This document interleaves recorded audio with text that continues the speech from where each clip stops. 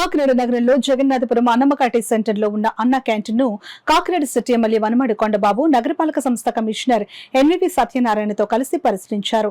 Canteen నిర్వహణ సౌకర్యాలపై సమగ్రంగా ఆరా తీశారు. మంగళవారం జగన్నాథపురం అన్నమకాటి వద్ద అన్న క్యాంటీన్ ను కొండబాబు సందర్శించి అక్కడి ఏర్పాట్లను పరిశీలించారు. ఈ సందర్భంగా క్యాంటీన్ లో భోజనం చేస్తున్న లబ్ధిదారులతో కొండబాబు మాట్లాడి ఆహారం నాణ్యత, పంపిణీ విధానం, త్రాగునీటి సౌకర్యం, పరిశుభ్రత వంటి అంశాలపై వివరాలు అడిగి తెలుసుకున్నారు. అందిస్తున్న భోజనం పట్ల సంతృప్తి వ్యక్తం చేసిన ప్రజలు తక్కువ ధరకే మంచి ఆహారం అందడం తమకు ఎంతో ఉపశమనం కలిగిస్తుందని తెలిపారు. కొండబాబు మాట్లాడుతూ రోజువారీ కూలీలు, నిరుపేదలు, వలస కార్మికులకు అన్న క్యాంటీన్లు ఆశ్రయంగా మారాయని, కేవలం 5 రూపాయలకే భోజనం అందించడం ద్వారా ఆకలి సమస్యను గణనీయంగా తగ్గిస్తున్నామని, ఈ పథకం ద్వారా పేదల జీవన ప్రమాణాలు మెరుగుపడుతున్నాయని అన్నారు.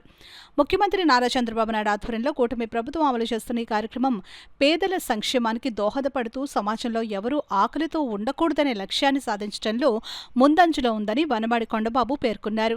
ఈ కార్యక్రమంలో నగరపాలక సంస్థ in-charge commissioner KV Satyanarayana, deputy commissioner KT Sudhakar, స్థానిక నాయకులు గెడ్డం పూర్ణచంద్రశేఖర్, పాలిక నాని, పెదపూడి కుమార్, మేడిశెట్టి చిన్ని తదితరులు పాల్గొన్నారు. ఇలాంటి పేదవాళ్ళు భోజనం పెట్టేదే మీరు తీసేశారంటే ఈ రాష్ట్ర ప్రజలకు ఎంత అన్యాయం చేశారో దీన్ని బట్టి అర్థమైపోతుంది. ప్రజలకు అన్యాయం చేశారు, అభివృద్ధిని దూరం చేశారు, సంక్షేమాన్ని దూరం చేశారు, ప్రజల ఆశయాలను నెరవేర్చలేకపోయారు. ఆకలేస్తే అన్నం పెట్టి అన్న క్యాంటీన్ తీసేశారంటే ఎంత దుర్మార్గంగా వ్యవహరించారో ఈ రాష్ట్ర ప్రజల మాటల్లోనే చెప్తున్నారు. ఈ సందర్భంగా తెలియజేస్తున్నారు. ఏదైనప్పుడు కూడా ఈరోజు అలాంటి అన్న క్యాంటీన్లు మేము ఎంత బాగా చేస్తున్నప్పుడు కూడా ఇంకా లోపాలు ఏమో అడిగి తెలుసుకోవడానికి వచ్చాం. ఈ రోజున నేను, కమిషనరు, మా నాయకులు అందరూ కూడా ఇంకేమో లోపాలు ఉన్నాయా, సరిగ్గా పెడుతున్నారా లేదు వీళ్ళు అని అడిగి తెలుసుకుంటున్నాం.